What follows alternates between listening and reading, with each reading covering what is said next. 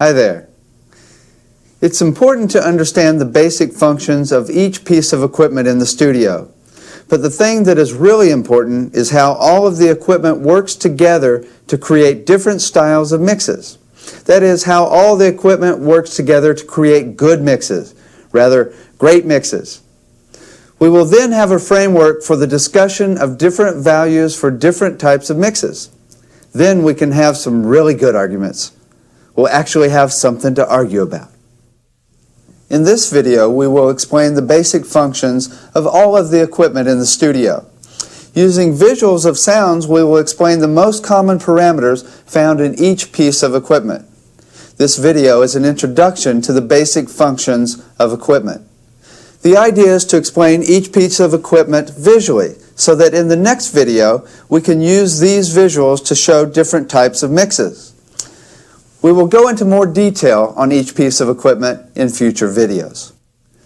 In order to make the huge variety of studio equipment fathomable, let's categorize all of the equipment based on its function in the recording process. Sound creators create sound. These include acoustic to electric instruments, from vocals to synthesizer. Sound routers route sound from one place to another. Mixing boards route the signal to 4 places: the multitrack, the speakers, the headphones for the band out in the studio, and the effects so we can have a good time. Patch bays are just the back of everything in the studio next to each other.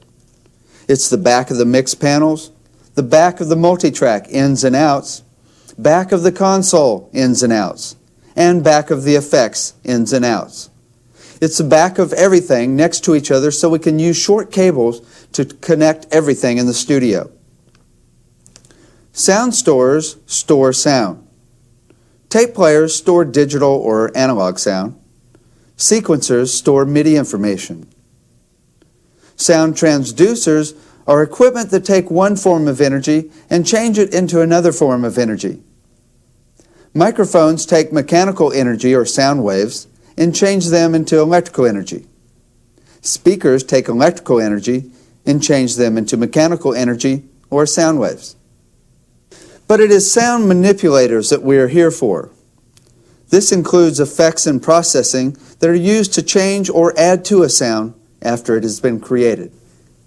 Now, there are only 3 components to sound: volume or amplitude, frequency, and time. That's all she wrote. Every single sound in the world can be described fully and completely by these 3 components. Therefore, every piece of equipment in the studio controls one or more of these 3 parameters. Here's a chart showing all the sound manipulators in the studio.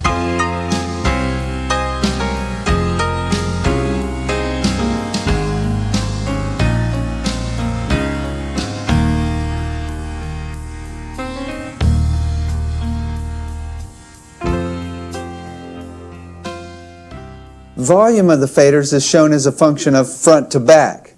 Frequency is shown as a function of up and down. Time is shown in real time. That is, when a sound occurs, the visual representing that sound will appear and flash.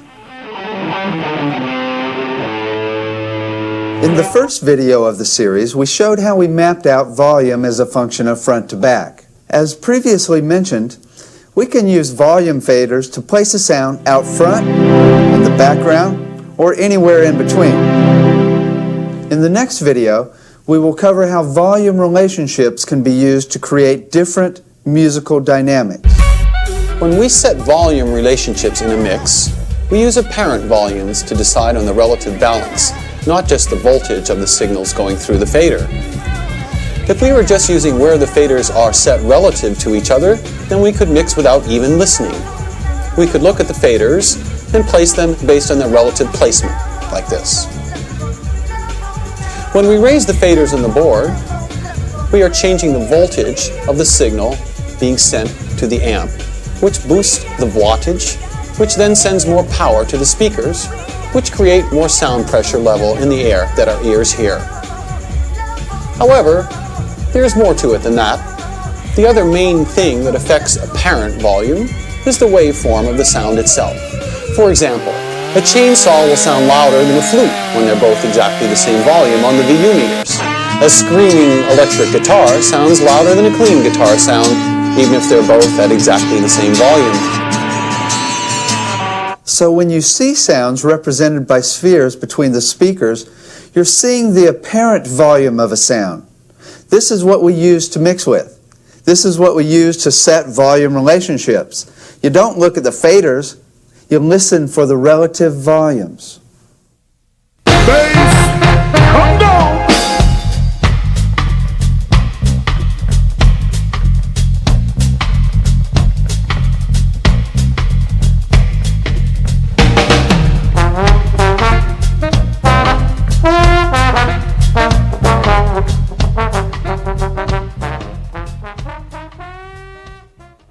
Also, as previously mentioned in the first video, panning is naturally mapped out as left to right. If we think of the space between the speakers as a palette on which to place instruments left to right, we are free to pan as we please. However, particular styles of music seem to have developed a tradition for placement of particular instruments left to right in the stereo field. Obviously, movement of a pan pot during a mix creates an especially effective dynamic. We will discuss the common ways that panning is used to create musical dynamics in the next video.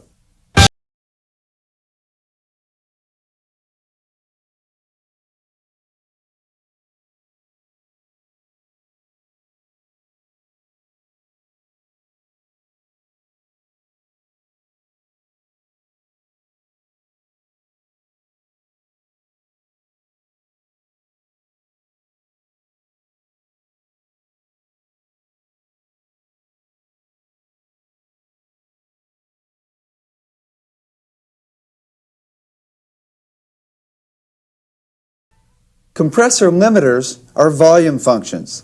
Their main purpose is to turn the volume down. Compressor limiters turn the volume down when the volume goes above a certain threshold. When the volume is below a certain threshold, the compressor limiter does nothing unless broken or cheap. The two main functions of a compressor limiter are: one, to get less noise on tape, a better signal-to-noise ratio. This is accomplished by compressing the signal on the way to the multitrack. And two, to stabilize the sound between the speakers. The first function, to get less hiss from tape, is the original reason that compressor limiters were first introduced into the studio. Let me explain it this way. Say I'm humming along at a low volume, then all of a sudden it gets really loud. Do-do-do-do-do-do-do. Well, the problem is, unless we turn down the fader, we're going to get distortion. And you can't have distortion. Get distortion, go to jail. So, you turn the volume down. But then, the low volume humming barely moves the needles on the tape player. And as you know, if the needles barely move, you hear as much tape noise as you do signal. It's called a bad signal-to-noise ratio, and it kind of sounds like shh. So, you turn down the peaks and then raise the overall volume above the noise on the tape, getting less hiss. The second function of a compressor limiter is to stabilize the image of the sound between the speakers. Check it out. When a bunch of sounds are bouncing up and down like VU meters, it can get to be extremely chaotic. But if we stabilize one of the sounds, it's easier to focus on it. Therefore, it seems more present just because our mind can focus on it. It's more stable. Now, if you stabilize all of the sounds in the mix, the whole mix will seem more present or clearer. There are two main things that determine how much you compress. The more instruments and the more notes you have in a mix, the more you compress because the mix gets too chaotic or busy. The second thing that determines the amount of compression is the style of music.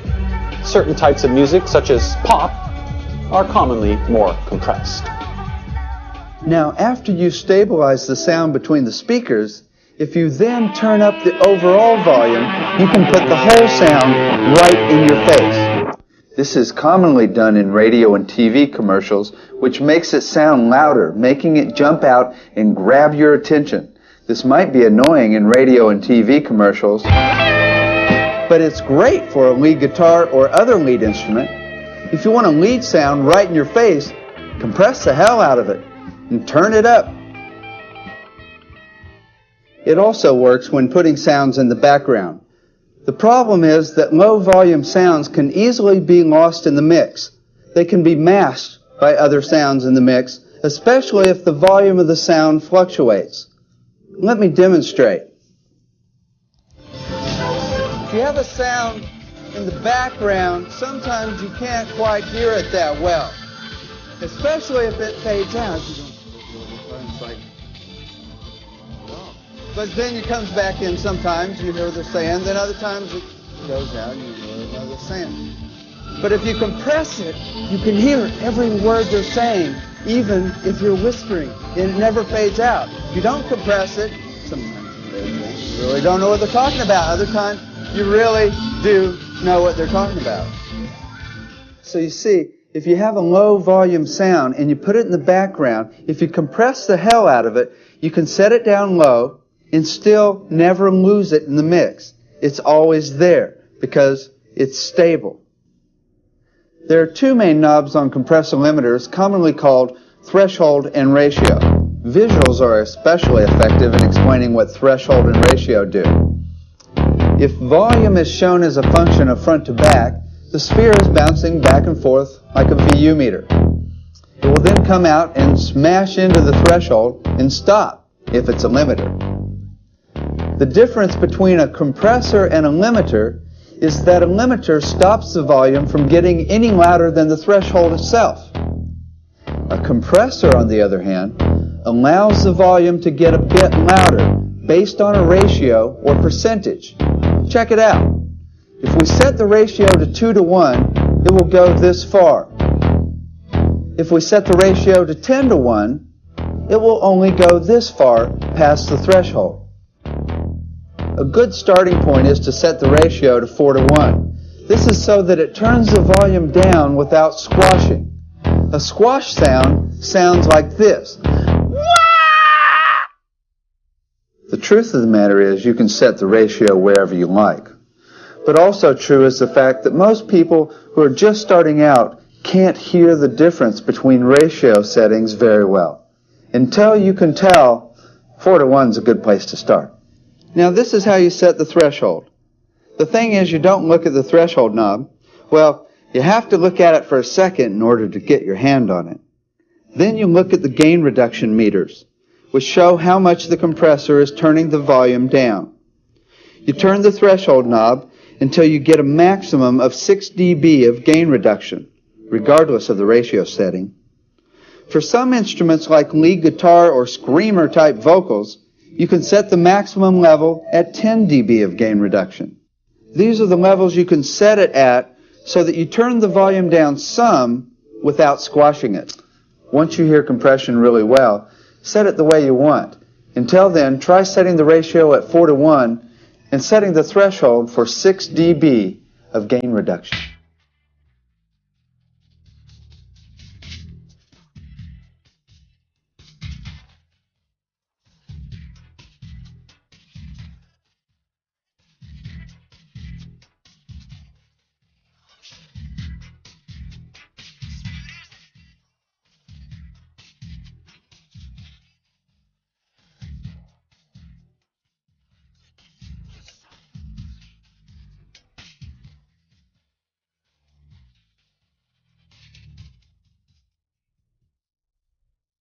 Like compressor limiters, the function of a noise gate is to turn the volume down.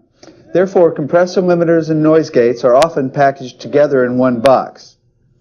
The difference is that noise gates turn the volume down when the volume falls below the threshold. Noise gates have three main functions: to get rid of noise, to get rid of bleed, and to shorten the duration of a sound. One function of a noise gate is to put it on a guitar amp to get rid of amp noise when the guitar is not playing. You know, if you set a guitar amp up with major distortion and turn it up to 11, The amp makes a really loud when it's not being played. If a song were to end with a guitar solo, it might sound like this.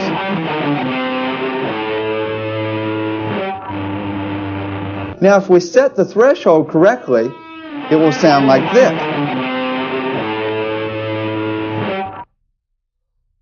This is especially helpful in the middle of the song so you don't hear the amp noise. The threshold of the noise gate is set so that as soon as the volume fades enough to hear the amp noise, it gets cut off. Be careful, of course, not to cut off any of the guitar sound. Another common use of a noise gate is to get rid of bleed from other instruments in the room. Gates can be especially effective on drums to isolate each drum. And it's especially important on a snare when you've got a lot of reverb on the snare. Check it out.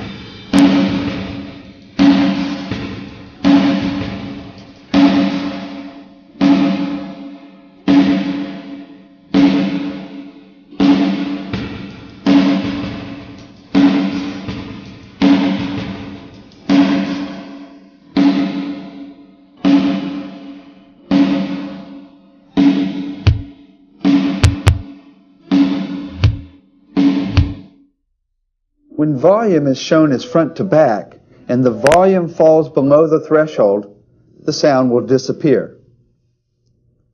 Noise gates can also be used to shorten the duration of a sound. This can make a sound shorter, which can be used as a quite bizarre effect. The threshold on a noise gate should be set so that it cuts the noise or bleed, but doesn't cut the main signal.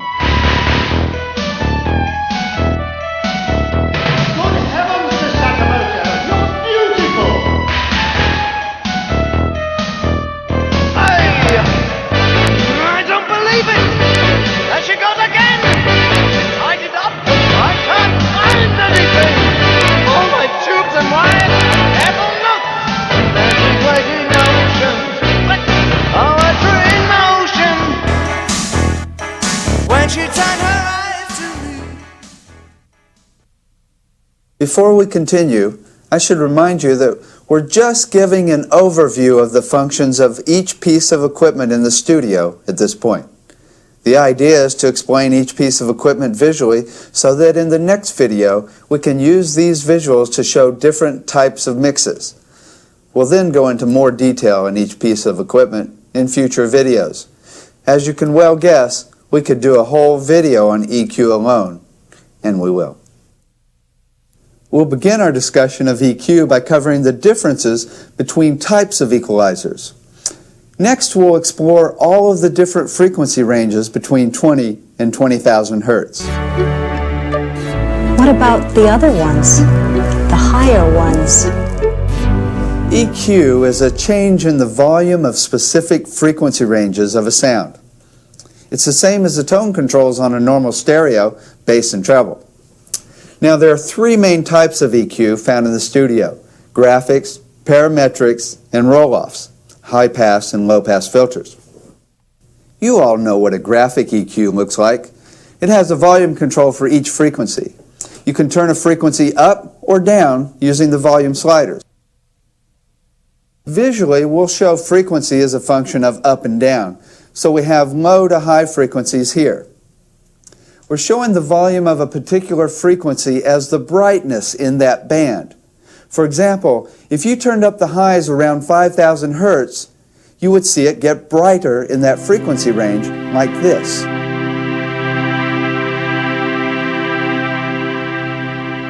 On a graphic EQ, you choose which frequency you will turn up or down by putting your finger on the correct slider. On a parametric EQ, you turn the frequency sweep knob in order to select the frequency that you want to turn up or down.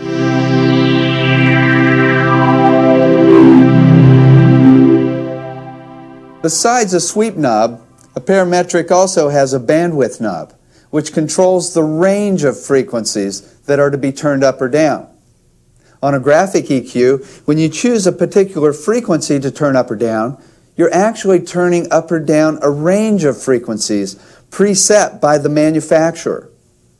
Engineers, being the control freaks they are, want to be able to control the range of frequencies they are turning up or down.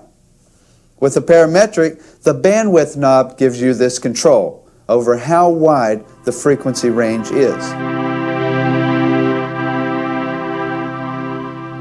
The knob's usually called Q because they couldn't get the word bandwidth on the knob. A thin bandwidth is normally labeled with a peak, whereas a wide bandwidth is often labeled with a hump. Sometimes ranges of musical octaves are also used. For example, 3/10 of an octave to 3 octaves. The obvious advantage of a parametric is the control you have over the bandwidth. If a parametric doesn't have a bandwidth knob, it isn't a full parametric, unless you're a salesperson in a music store. These days, many manufacturers are using the term parametric to refer to a paragraphic or semi-parametric, which has no bandwidth control. Those bandwidth controls are expensive. Roll-offs roll off low or high frequencies. They are commonly found on major consoles as high-pass and low-pass filters, and on smaller consoles as switches. A high-pass filter rolls off the low frequencies and does nothing to the highs. It passes them. It only rolls off the lows. This is especially helpful to get rid of low-frequency sounds such as trains, planes, trucks, air conditioners, earthquakes, or bleed from bass guitar or kick drum, and serious foot stomping. Low-pass filters roll off high frequencies like this. These are especially helpful for getting rid of hiss. Roll-offs can often be found on microphones and smaller mixing consoles like Mackie and Soundcraft as switches that simply roll off lows when the switch is engaged.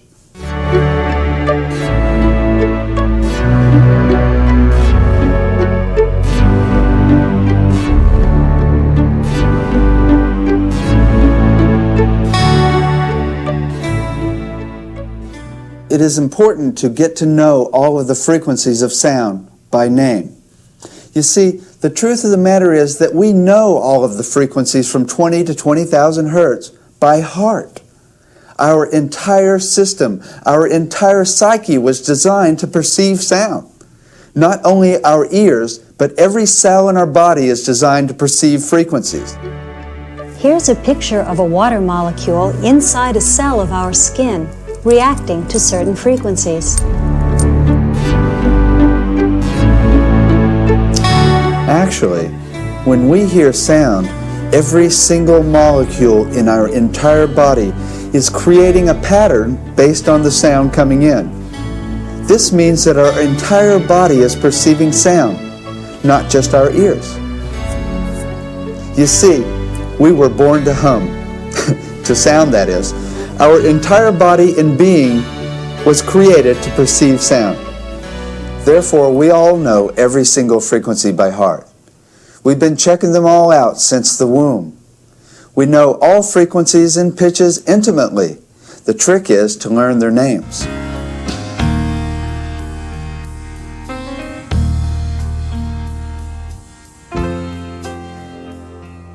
We'll get into more detail on all of the frequency ranges and how to remember them in future videos.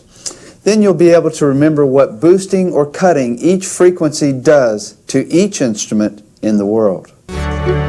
Specialists don't seem to agree on how different frequencies affect us emotionally. Quite understandable because of the subjective nature of frequency perception. Psychologists to philosophers have written books about how sounds affect us emotionally, and how people have organized their ways of perceiving difference in frequency.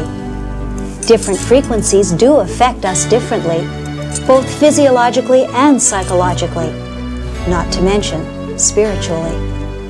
However, even more powerful than the way specific frequencies make us feel is the way that combinations of frequencies make us feel.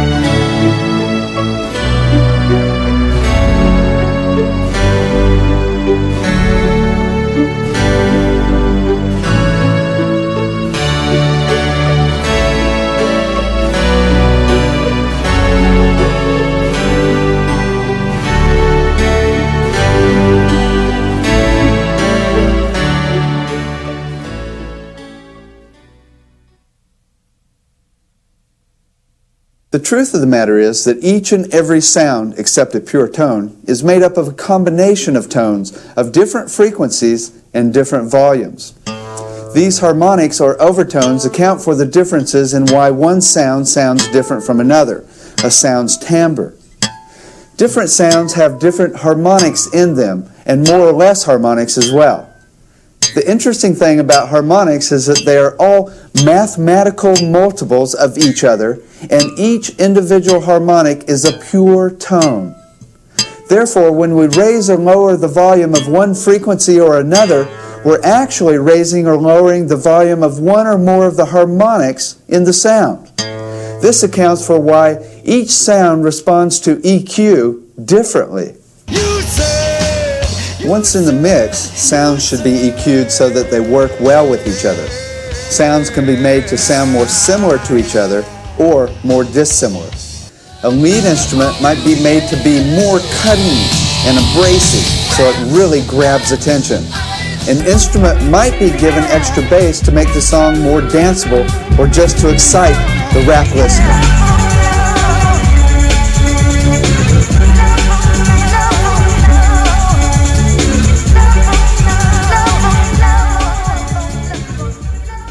There's an important technique that you might find helpful for checking the relative equalization of each sound in a mix. First, scan the high frequencies and check the relative brightness of all of the sounds in the entire song. Make sure that all of them are as bright as you want them. Often they should have a similar amount of brightness, but sometimes you want some sounds to be even brighter than others. Sometimes you might want them to be duller than others. Second, scan the mid-range frequencies and check for the relative volume of mid-range frequencies across all of the instruments. Mid-range frequencies kind of stick out when boosted a lot. Make sure that all of the instruments have the amount of mid-range frequencies in them that you want. Just like highs, often they should have a similar amount of mid-range frequencies.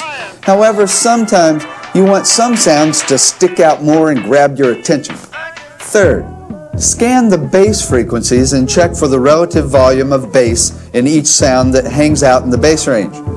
For example, check the relative amount of bass frequencies present in the kick drum compared to the amount of bass in the bass guitar. Check it out and make sure that it's the way you want it to be.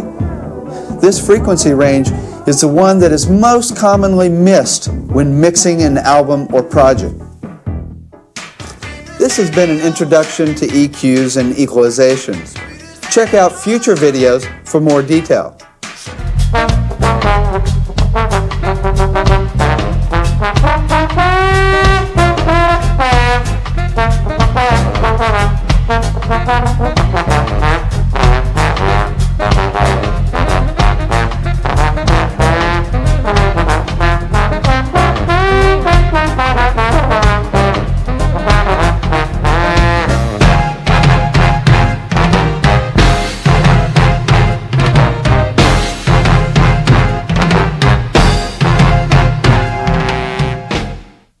A delay stores a sound on a chip and then plays it back at whatever time you like.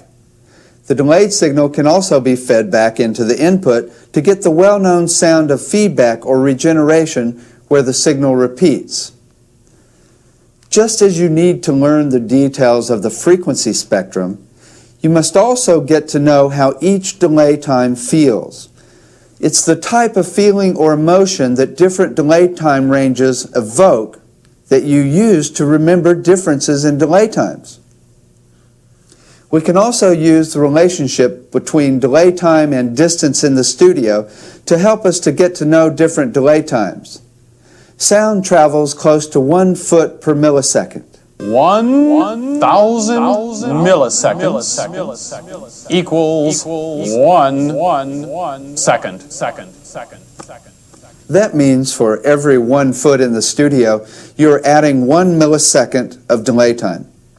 Therefore, it's very easy to hear a delay between two mics set at different distances. We can show how different delay times look quite clearly. Here is 500 milliseconds. Here is 100 milliseconds of delay time. Here's 40 milliseconds. Now, when we have a delay time less than 30 milliseconds, an unusual thing happens. Our ear and brain are not quick enough to hear two sounds. Our ear perceives this quick of a delay time as one fat sound. This effect is one of the most important and useful for a recording engineer. Any instrument can be made into stereo with fattening. It can be used to fill out a mix so as to make it sound fuller. It can be used to make an otherwise wimpy sound fatter, fuller, and bigger. It can also make a sound more present so that it can be turned down in the mix but still be discernible. Now, if we pan the original dry signal to one side and the delay to the other side, the sound seems to be stretched between the speakers like this. Now, if we add feedback to a sound, the sound repeats itself like this. What's happening is the output of the delay, the echo, is being fed back into the input of the delay to be repeated again. Adding a delay to a sound is the same as adding another sound or instrument to the mix. Therefore, it will always tend to make the mix seem fuller because there are more sounds to occupy the limited space between the speakers. You normally add delays to a mix only if you have room for them. Therefore, you wouldn't add delays to a very busy mix with a lot of instruments and a lot of notes. The exception would be heavy metal, alternative rock, and some new age music. These styles of music are commonly mixed to create a wall of sound. Therefore, to add another sound to fill this space can be just awesome. Yeah, Phil Spector. Yeah, he created that wall of sound type mix. Rules. When the delay time is long enough to hear two sounds, then the delayed signal can be treated just like another track, another sound. Therefore, the volume and panning can be set any way that you see fit. As sweet as any harmony, but you blinded me with science, and failed me in biology. Yeah. If you set the delay time for less than 30 milliseconds and crank up the feedback, you get an effect called tubing. Totally tubular. If you then change the delay time, you get an effect that sounds like this. If we set a clock to change the delay time on its own, we get the effect commonly called flanging. Notice that as the delay time gets shorter, the pitch seems to rise. As the delay time gets longer, the pitch seems to fall. Now, if we set the width or depth so that the sweep of the delay time is not so wide like this, then we have the effect commonly called chorusing. It's poetry in motion. She turned her tender eyes to me, as deep as any ocean, as sweet as any harmony, but she blinded me with science, and failed me in biology. Yeah. If we set the delay time so that we are only sweeping between 0 and 1 milliseconds, we have the effect commonly called phasing. It's poetry in motion. She turned her tender eyes to me, as deep as any ocean, as sweet as any harmony, but she blinded me with science, and failed me in biology. Yeah. All of these effects, flanging, chorusing, and phasing, are just changing short delay times with lots of feedback or regeneration. In 1957, Tony Fisher was doing an album when someone accidentally leaned on the reels of the tape player like this. The tape slowed down, and then when they got back up, it sped back up to normal speed like this. The band went, cool, let's put it on the record. The song, The Big Hurt, went to number 3 on the charts in 1957. Now you can also change the speed or rate of the flange, like so.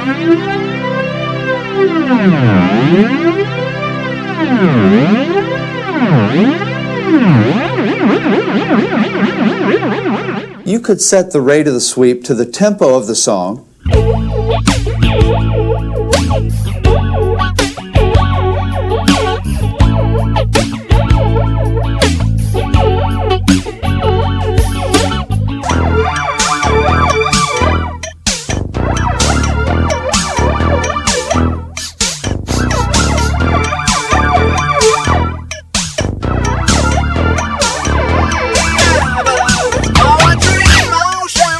or you could set it so that it is rising on one chord and going down on another chord.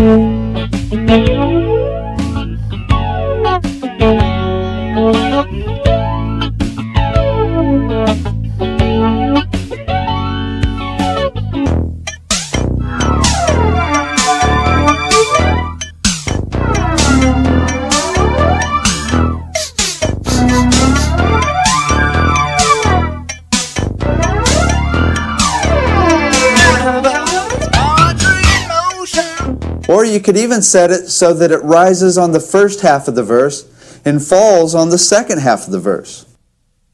Flanging is commonly used to create a more spacey type of mood in the mix, sometimes used to create an otherworldly effect. It's great for the underwater type of effect.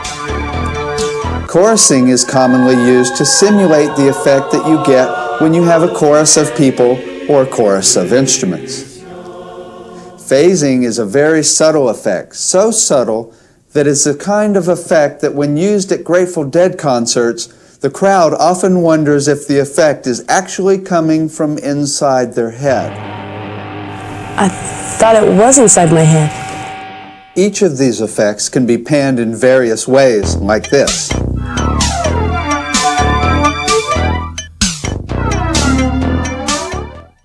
Each can also be brought out front with volume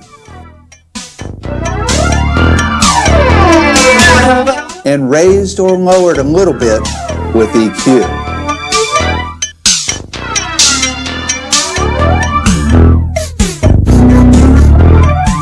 We'll explore more details about these effects in future videos, including how they are commonly used in mixes for different styles of music.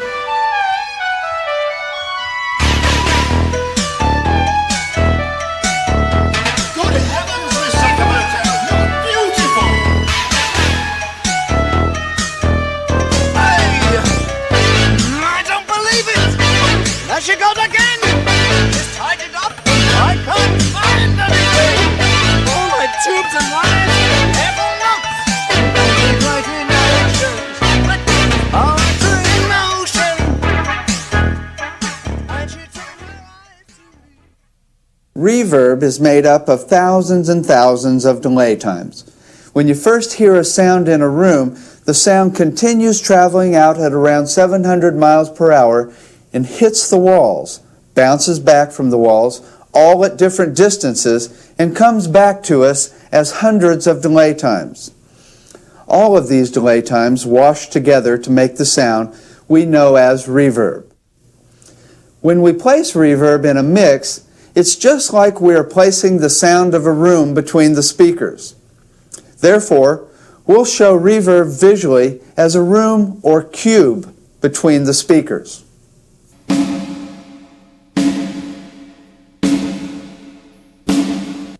There are certain parameters of control that are commonly found in reverb units.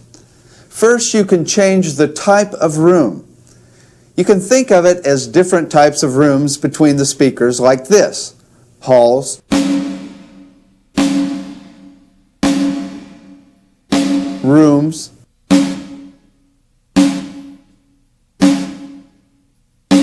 chambers,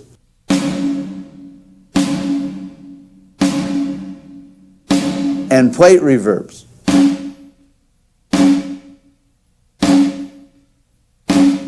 You can also change reverb time, the duration of how long the reverb lasts. Long reverb time would look like this.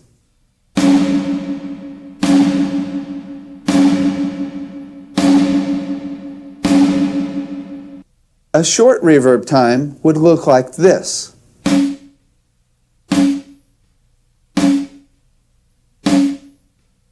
When a sound occurs, it takes a while for the sound to travel out and hit walls before you hear the reverb come back.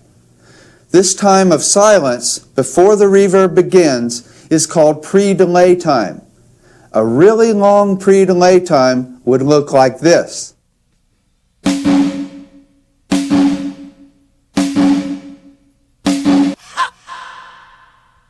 It's poetry in motion. She turned her tender eyes to me, as deep as any ocean, as sweet as any harmony. But she blinded me with science,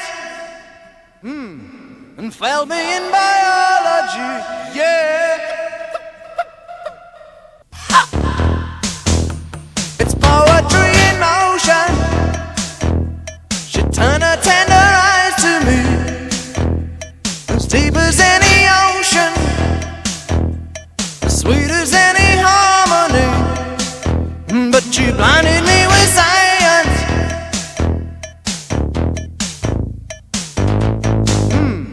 and failed me in biology. Yeah. But a natural room, like an auditorium, has a short pre-delay time that would look like this.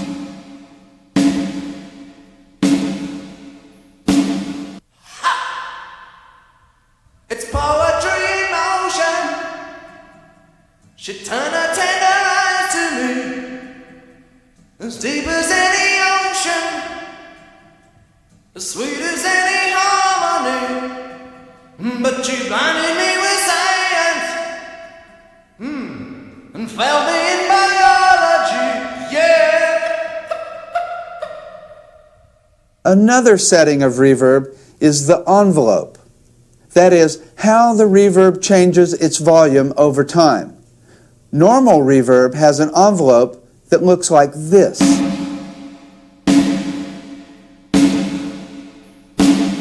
Engineers, being the bored people they are, thought to put a noise gate on this natural reverb, which then chops it off. Therefore, the volume stays even, then stops abruptly, like this.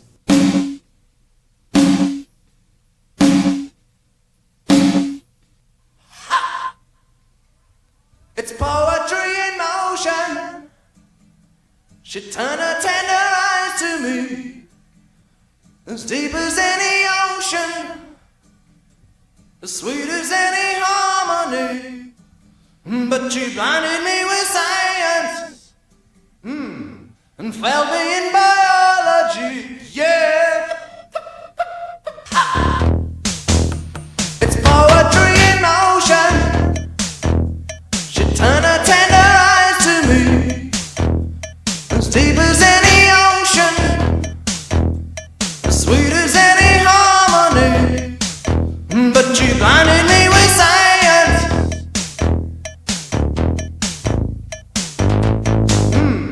and failed me in biology. Yeah. Now, if we were to take the envelope of normal reverb and turn it around backwards, the volume of the reverb would rise, then stop abruptly, like this.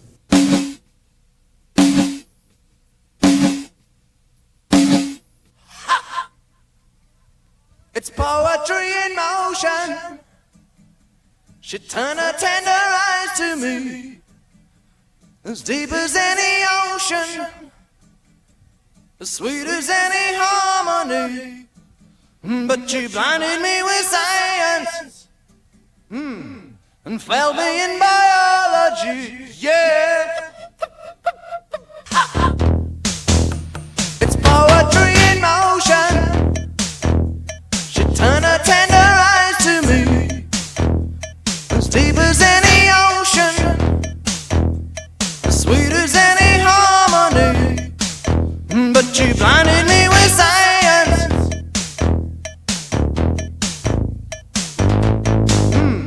and failed me in biology. Yeah. Now, if we were to take the tape and play it backwards, it would sound like this. Now, if we put reverb on the vocal and record it on some open tracks, then turn the tape around to run forward, we'll get an effect like this.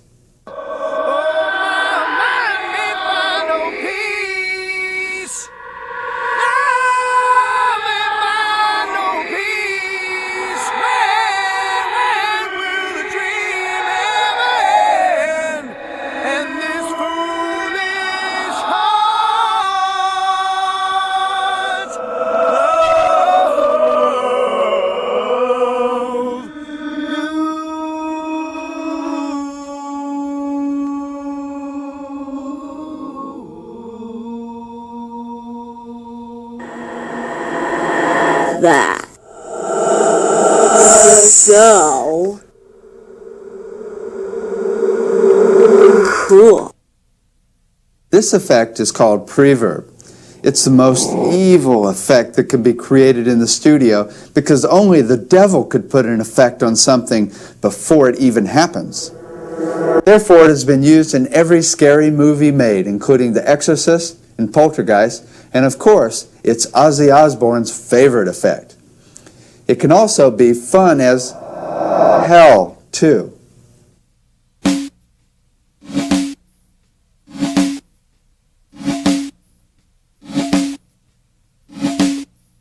One of reverb's main functions is to connect sounds in a mix and fill in the space between the speakers, like this. Poetry in motion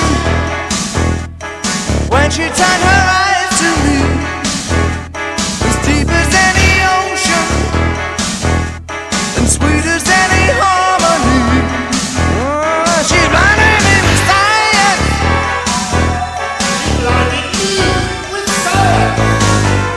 She blinded me with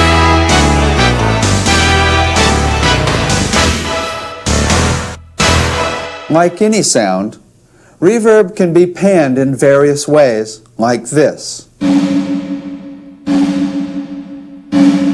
Reverb can also be brought out front with volume, or placed in the background by turning down the volume. And it can be raised or lowered a little bit with EQ.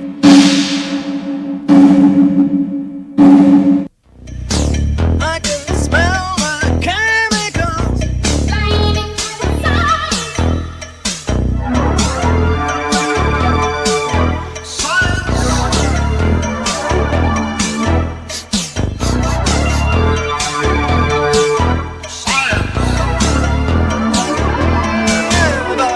Poetry in motion when she turned her eyes to me. We have covered volume changes, panning, EQ, compressor limiters, noise gates, delays, flanging, phasing, As deep as any ocean, chorusing, it's poetry in motion. and reverb.